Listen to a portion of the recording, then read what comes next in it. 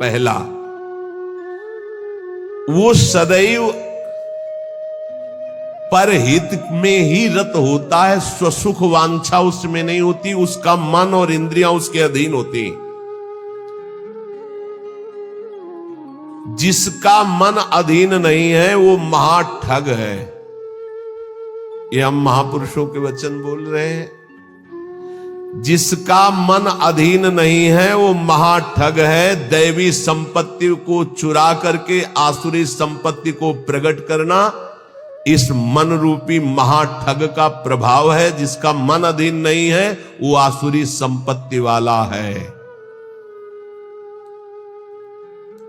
नाना प्रकार से सत भजन रूपी धन का अपहरण करवाता है मन काम क्रोध आदि से मिल करके। इसलिए जो भक्त होता है सबसे पहले इस महाठग को अपने अधीन करता है, मन को। उसकी हर बात का अनादर करके सदगुरु की बात से इस मन को वश में किया जाता है, मन की बात का अनादर करके। और जो मन के अनुसार चलता है वो स्वयं महाठग अपने को ठगा करके ऐसे कार्य करता है जिससे पछताना पड़े। तो भक्त का पहला लक्षण है मन विजयी, स्वसुख वांछा का त्यागी, पहला लक्षण है इसमें जो वर्णन कर रहे हैं। दूसरा है भक्त मृत्यु विजयी होता है। मन विजयी, इंद्रिय विजयी, और दूसरा मृत्यु विजयी। वो हर समय सच्चिदानंद भगवान के चिंतन में इतना निमग्न रहता है कि उसके अंदर से मृत्यु का भय खत्म हो जाता है, मरने का भय खत्म हो जाता है। मन और इंद्रियां अधीन और मृत्यु के भय से मुक्त, भक्त का लक्षण। जिए काल बस ना परे, समुझ जियाए शरण ते डरत ना काल डर, शुद्ध भक्त का लक्षण। तीसरा, सदैव गुरुदेव और भगवान के अनुकूल ही कार्य करने वाला, जिससे गुरुदेव की आज्ञा पालन और भगवान की प्रसन्नता हो, उसके अलावा कोई भी अन्य कार्य उस भक्त के द्वारा नहीं हो सकते।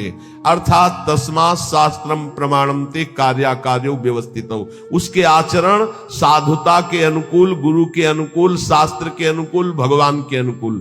श्री कृष्ण अनुकूलेन प्रतिकूलस्य वर्जनम, प्रतिकूलस्य वर्जन, प्रतिकूल को त्याग दिया, विसर्जनम पूर्ण रूप से त्याग दिया।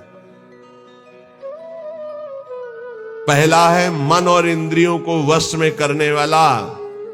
अगर मन और इंद्रियों को वश में नहीं किया तो महाठग होगा, क्योंकि मन बहुत ठगी है। वो सारी देवी संपदा को चुराकर आसुरी संपदा प्रकाशित करता है, इसलिए उसका स्वभाव ठगी हो जाएगा। जो मन और इंद्रियों को वश में नहीं किया, ठगी का मतलब पाखंड, बाहर से बड़ा और अंदर से पोला। अंदर से वही काम क्रोध लोभ मोह मद की प्रवृत्तियां, वही धन, वही भोग वासनाएं। बाना कुछ और है और आचरण कुछ और है। दूसरा है मृत्यु पर विजय प्राप्त की, मृत्यु के भय का नाश हो गया, वही भक्त है।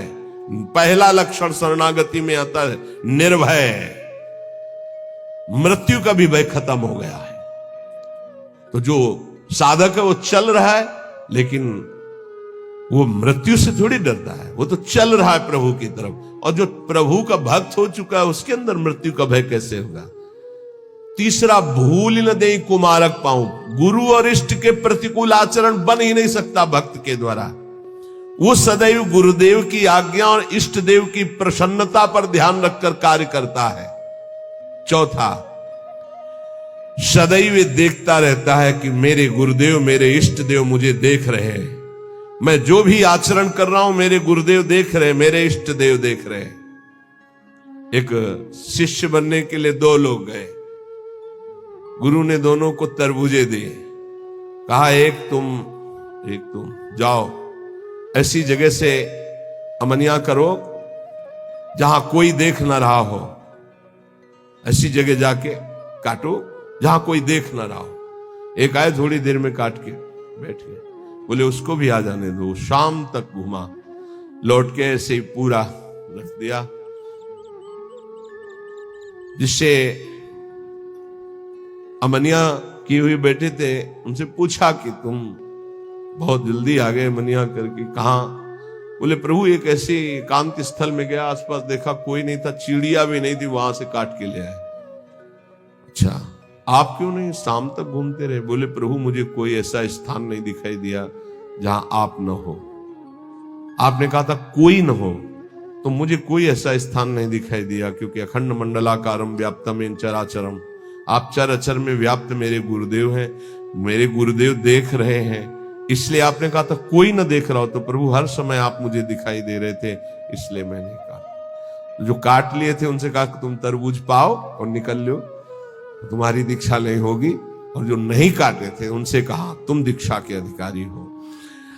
ये चौथा, जो हर समय ये देख रहा है कि मेरे गुरुदेव मुझे देख रहे हैं, मेरे इष्ट देव मुझे देख रहे हैं, मैं जो भी आचरण कर रहा हूं मेरे गुरुदेव देख रहे हैं। पांचवा, ये भक्त का लक्षण, अपने परिवार से तनिक भी मोह ना होना। भगवत, चाहे गृहस्थ हो चाहे विरक्त, भगवत भाव होना, मोह ना होना। मोह गए बिनु राम पद होई न दृढ़ अनुराग। भगवान की ही तरफ हर वृत्ति, सब में भगवत भाव, मोह किसी से नहीं। और छठवां, महान दुख विपत्ति को आदर पूर्वक मुस्कुरा कर सहना। समझ में आ रहा? ये हैं भक्त के लक्षण। महान दुख, जो गुरु भक्त होता है उसमें दया, नम्रता, साधुओं से प्रेम, दंभ शून्यता, असंगता, निष्कामता, तीव्र वैराग्य, शांति, एकांतवास, केवल भगवान से संबंध, ये 10 बातें जागृत हो जाती हैं जो ये गुरु की शरणागति लेकर के आराधना करता है। सज्जन, साधुजन, भक्तजन उसे ही कहते हैं जो किसी भी माता बहन में काम भाव न देखे, जो किसी से धन लेने की चाह न करे, जो दूसरे के दुख को देखकर स्वयं दुखी हो जाए, और जो हर समय ईश्वर को अपने सामने रखता है, उसे कहते हैं साधु। उसे साधु कहते हैं, चाहे वो गृहस्थ हो चाहे विरक्त हो। फिर किसी भी स्त्री की तरफ काम भाव न करना, दूसरे के धन लेने की भावना का त्याग करना, दूसरे को दुखी देखकर स्वयं दुखी हो जाना, और हर समय ईश्वर के सानिध्य का अनुभव करना। सर्वत्र भगवान है तो यहां भी भगवान है, सबके भगवान है तो मेरे भी भगवान है, सब समय भगवान है तो इस समय भी भगवान है, सबको देख रहे हैं तो मेरे को भी देख रहे हैं।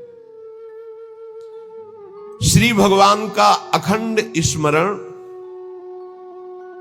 सब में समता का व्यवहार, संतों में विशेष भाव, नम्रता, और प्राण मात्र में भगवत भाव, ये स्वाभाविक भक्त के अंदर आने लगते हैं।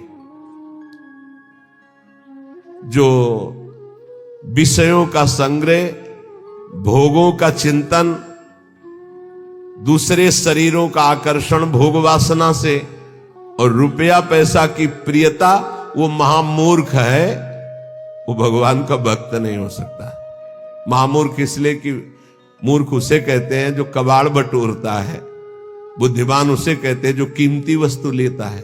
कीमती वस्तु हरि नाम में भगवान को छोड़कर कबाड़ बटोर रहा है। भेष बहुत अच्छे व्यापारी का है और कबाड़ बटोर रहा है। भेषधारी हरि के उर साले, भगवत ऋषि जी ने कहा। जब तुम्हारे सामने धर्म और भजन की बात आवे तो उसे कल के लिए मत टालिए, तुरंत उसे स्वीकार कीजिए। और जब पाप की बात आवे तो तुरंत कल के लिए टाल दीजिए, उसको लंबा टाल दीजिए। शायद अभी बुद्धि ठीक नहीं है, उसको लंबा टाल दीजिए। लेकिन धर्म और भजन और सेवा की बात जब आवे तो उसे कल के लिए मत टालिए, अभी काल करे सो आज कर, आज करे सो आप पल की में परले होएगी, बहुर करेगो कब। भोजन की चिंता का तनिक भी भाव भक्त के हृदय में नहीं होता, भोजन कहां मिलेगा। दूसरा, अर्थ की व्यवस्था से जीवन यापन करने का स्वभाव भक्त का नहीं होता। तीसरा, भयानक रोग आने पर मस्ती में कोई फर्क ना पड़े। चौथा, कोई भी संग ना दे तो भी असंग भाव में नित्य मगन रहे। ये भक्तों के लक्षण वर्णन हो रहे हैं। भोजन की चिंता का त्याग, धन की व्यवस्था से जीने की भावना का त्याग, भारी रोग की स्थिति में मस्ती में कोई फर्क ना आवे भक्त का लक्षण, और किसी के भी संग में उसकी कोई रुचि नहीं है, असंगता का उसको सुख है।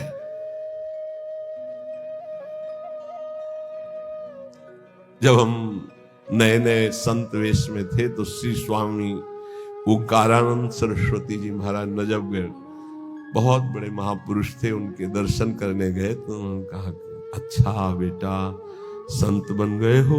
पहले से वो कृपा करके घर जाया करते थे, बहुत से संत भगवान जाते थे, तो बहुत अच्छा बहुत अच्छा। देखो बेटा संतों का जीवन, आज उसे लिखा पाया है, हाँ वहां तो उसने समझाया था तो समझ गए। जो संतों में लक्षण, तो वो श्वान के 10 लक्षण महान संतों में पाए जाते हैं, ये लिखी है इसमें बात। और वो बात हमको बचपन में बताई थी, इसीलिए जो आप लोग सुनते हैं सब संतों की झूठन है, महापुरुषों के अनुभव, जो छाती का अनुभव सब मिलाकर तभी आपको जो कुछ भी वो तभी अनुभव में आता है। उन्होंने उनके श्रीमुख से, जो ये तो अभी तो बताएंगे, उनके श्रीमुख से कि बेटा, बोले पहला लक्षण, एक बार मैं भिक्षा मांगने गया तो जिसके दरवाजे पे गया तो उसने कहा रुको, रुक गए। क्यों रुके? चल भाग यहां से। मैं चल दिया। वे स्वामी जी रुको रुको रुको, आ जाओ। फिर गए। बोले 7 बार बेटा उसने दबकाया, 7 बार भगाया, 7 बार मैं वापस गया, 8वीं बार उसने भिक्षा दी।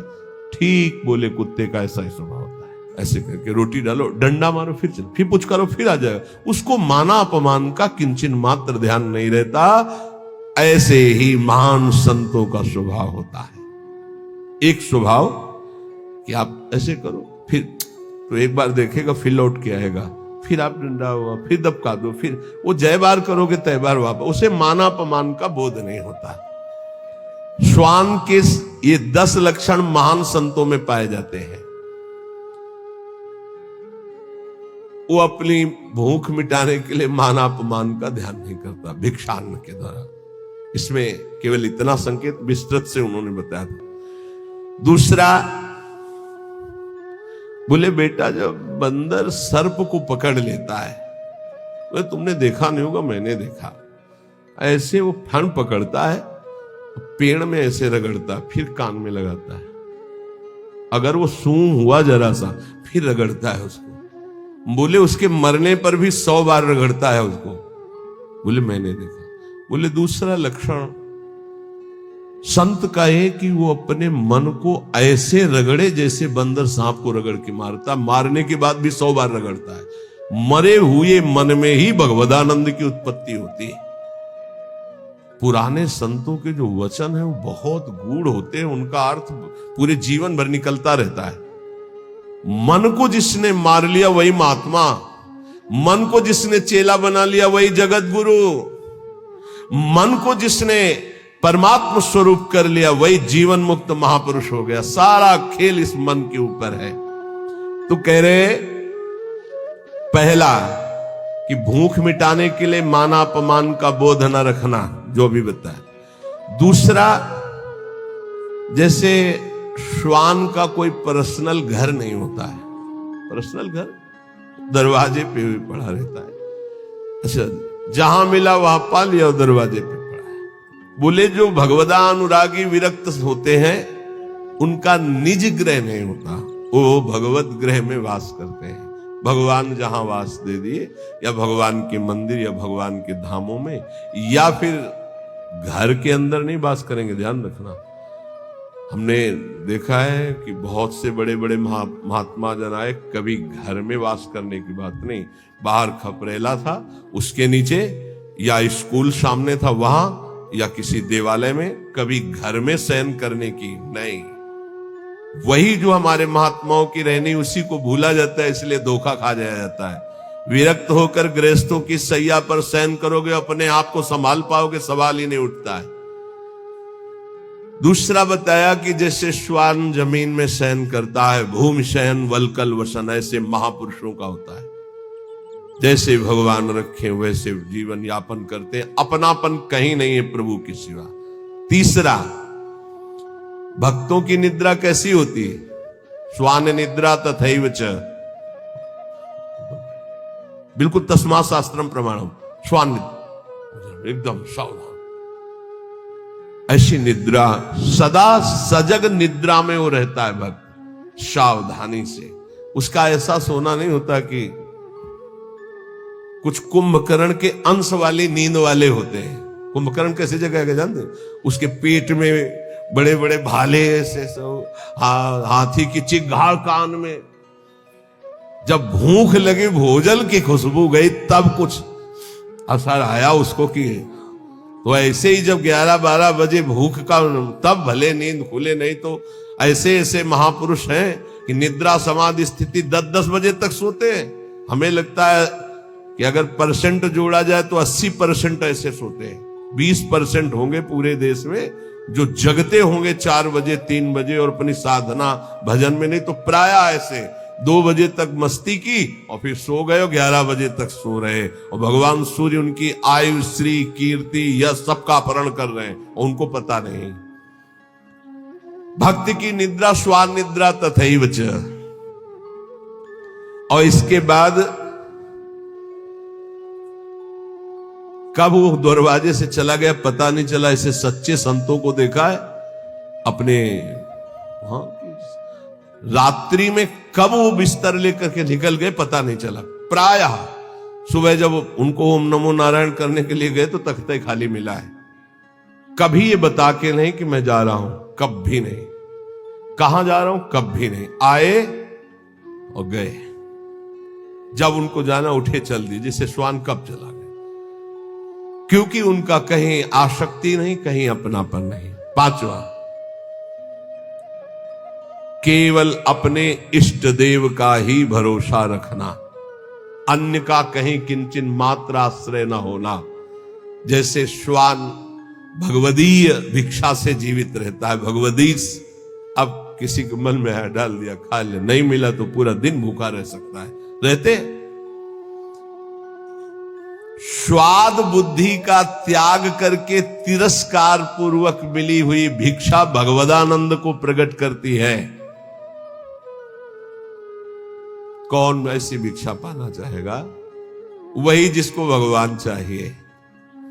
स्वाद रहित तिरस्कार पूर्वक, कैसे कुत्ते को रोटी दी जाती है, ऐसे फेंक दी जाती है ना, या ऐसे जमीन में डाल दी जाती है। तिरस्कार पूर्वक स्वाद रहित अन्न भगवदानंद की उत्पत्ति करता है और दीनता का प्रकाश करता है।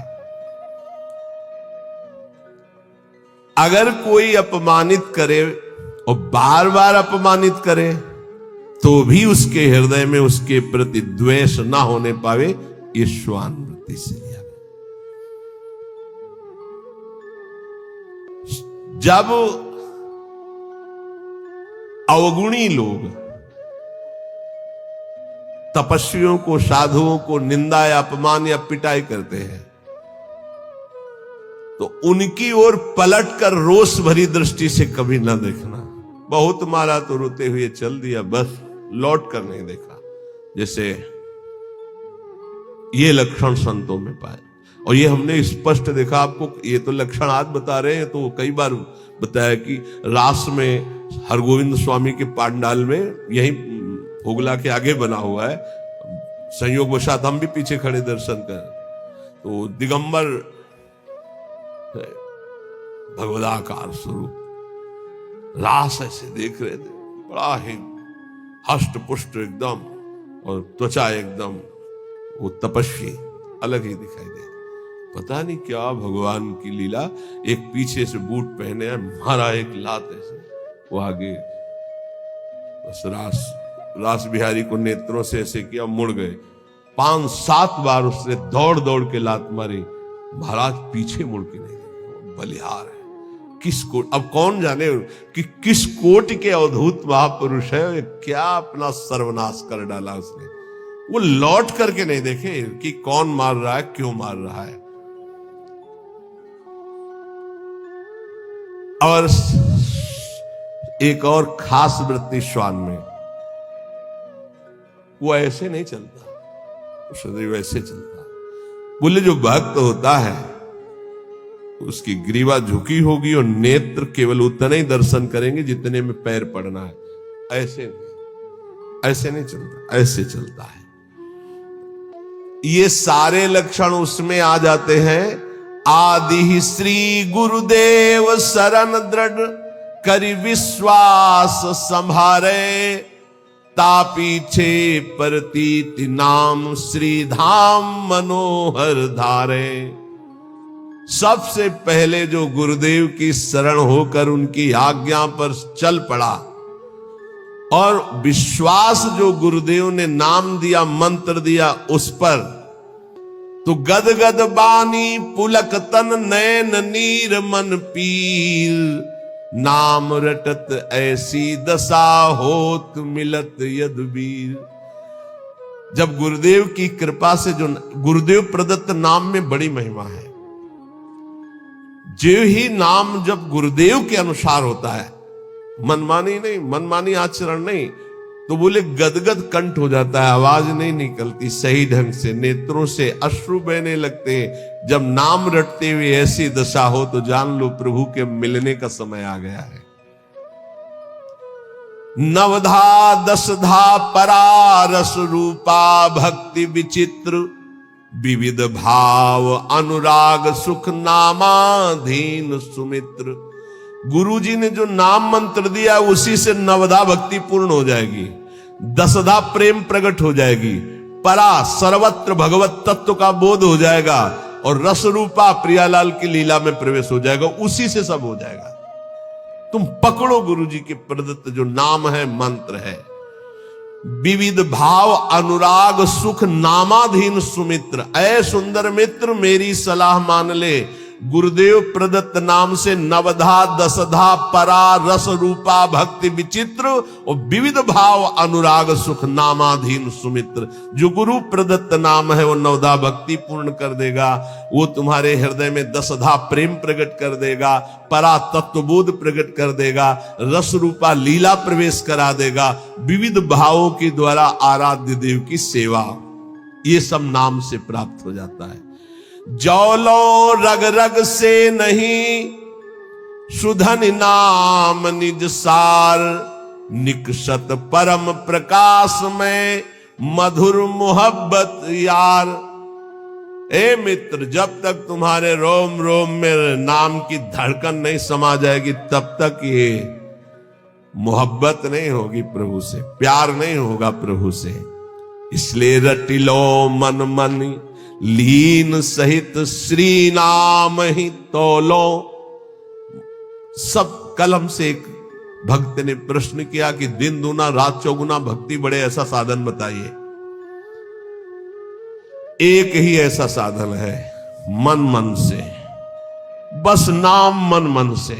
अगर दिन दूना रात चौगुना भक्ति न बढ़े तो आप हमसे बताइएगा। ये सब बाहरी सेवाओं का, बाहरी कार्यों का फल है कि आपका अंदर का चिंतन तैल धारावत इष्ट देव में हो जाए। पूरे जीवन के लक्ष्य की बात कह रहा हूं। हमारी गुरुदेव भगवान के प्रदत्त यही बचपन से निष्ठा बन गई थी कि एक भी श्वास खाली नहीं जानी चाहिए। बस ये अहोभाग्य कि हमें गुरुदेव भगवान ने बचपन में ही ये सूत्र डाल दिया था, एक भी श्वास सुमिरन के बिना जाए तो धिक्कार तुम्हारे जीवन। तो ना माला में ना गणना में, इस पे हमारी कभी रुचि नहीं रही। गायत्री जी के सिवा गायत्री अनुष्ठान के लिए जो नियम दिया गया था उसमें गणना थी कि उसका पुरस्चरण पूरा करने के लिए इतने माला, इतने घंटे, वो छोड़कर इसके अलावा कभी गणना में नहीं बुद्धि रही, श्वास पे बुद्धि रही। बोले जब मन और मन दो मन है, एक है जो असत मार्ग में जाता है और एक है जो सत मार्ग में।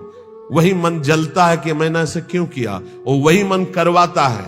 तो मन दोनों, हमारा जो असत मार्ग का मन, सत मार्ग का मन, जब दोनों एक होकर केवल मन नामाकार हो जाए, दो मन से सौदा होता है। कर लूं क्या यार, ये करना सही रहेगा कि नहीं रहेगा, नहीं सही रहेगा, नहीं यार कर लेते हैं। ऐसे प्रत्येक कर्म जो होते हैं संकल्प विकल्प करके, संकल्प विकल्प खत्म, एक निश्चय पक्का बुद्धि का कि नाम ही सर्वोपरि है। अब वो मन में निरंतर नाम रट रहा है। तो बोले फिर जो आनंद प्रकट होता है, वो आनंद एक बार प्रकट होता है, फिर कभी नष्ट नहीं होता, वो बढ़ता रहता है। वो बड़े बड़भागी जन है जो इस नाम में अपनी रुचि कर पाते हैं। पर जो अशुद्ध भोजन पाते हैं, चोरी करते हैं, मस्खरी करते हैं और पर नारी पर शरीर स्पर्श करते हैं काम भोग के लिए, और वो चाहते हैं कि हम भजन कर ले या भक्त रूप रख के निर्वाह कर ले, तो बोले वो पाखंड है, वो दंभ है, नहीं भजन नहीं। फिर देख लीजिए, जो अच्छा भोजन करना चाहते हैं, जो हंसी मस्खरी मजाक में समय व्यतीत करते हैं, जो पराई नारी पराये तन को काम भाव से स्पर्श करते हैं और चाहते हैं कि मैं दीदार करूं प्रभु का, भजन करूं प्रभु का, भक्त वेश धारण, बोले दम है, वो पाखंड है। इसलिए इन बातों का सुधार हमारे जीवन में रहे। जवान का चटोरापन छोड़ दिया जाए। बहुत ही खा लिया यार, कितना खाओगे, आज ये कल वो कल वो। तुम्हारी इच्छा नहीं होनी चाहिए, इच्छा रहित भोजन करो। देखो ये बात बैठा लीजिए, बहुत जरूरी है। इच्छा रहित, इच्छा क्या है तुमसे खुद पूछा जाए तो तुम्हारे हृदय में ढूंढने पर इच्छा ना निकले। आज क्या बनना चाहिए, तो आपके हृदय में ही नहीं आना चाहिए कि क्या बनना चाहिए, ये नहीं होना चाहिए। तो ये चटूरापन गया, मस्खरी हंसी मजाक है। नारायण हरि भजन में पांचों सुहात विषय भोग, निद्रा, हंसी, जगत प्रीति, बहुबात। कुछ साधकों का स्वभाव होता है चुटकी लेना, मजाक करना, विनोद करना। हमें लगता है सुधार करना चाहिए। उदासीन गंभीर स्वभाव किसी भी शरीर को काम भाव से स्पर्श न करे। देखो अलग अलग होता है, वो अंदर का भाव होता है। बच्चों को, बच्चियों को, या किसी भी शरीर को अगर आपको शुद्ध भजन में चलना है तो एक, फिर हम वहीं आ गए मोबाइल में। कल एक बच्चा बहुत विकल होके रो के सभा में कह रहा था ऐसे, उनका नाम जप करो बच्चा इससे ठीक हो जाए। बोले कुछ नहीं रह गया उपाय। गुस्सा आ रहा है तुम्हारे ऊपर, बताएं तुम्हें क्यों उपाय नहीं रह गया? तुम गंदी बातें देखते हो ना मोबाइल में? बोले जी। गंदी क्रिया करते हो ना? जी। अगर आप, यहां तो शास्त्र में लिखा है स्पर्श मत कीजिए काम भाव से किसी भी शरीर को, चाहे पुरुष शरीर हो, चाहे स्त्री शरीर, चाहे बच्चा, किसी को भी। वैसे तो ऐसे क्यों स्पर्श करो किसी को? पर अगर कभी तो किसी को उठाने के लिए, गिराने के लिए क्यों स्पर्श करो काम भाव से? अगर आप मोबाइल रखते हो तो भैया बचना, बहुत खतरनाक है और बहुत अच्छा है। दोनों बात। अच्छा है कि सत्संग सुन के आप सुधार कर सकते हो। बुरा इतना है कि सबसे ज्यादा खतरनाक ये है, नवीन अवस्था में जिस प्रपंच से बचने के लिए हम एकांत सेवन करते हैं, उसी एकांत में सिटकिनी बंद करके ये मोबाइल से जो आजकल देखने का गलत, ये बहुत बड़ा संस्कारहीनता पैदा करता है। ए भाई, अगर आपको कोई ज्यादा आवश्यक हो तो इतना बड़ा मोबाइल नहीं आता हो 2000 वाला, वो रखो। उसमें वो शीशा नहीं होता, वो देखने वाला, जिसमें वो आप चित्र वित्र देख सके। हमें लगता है साधुकों के लिए बढ़िया है।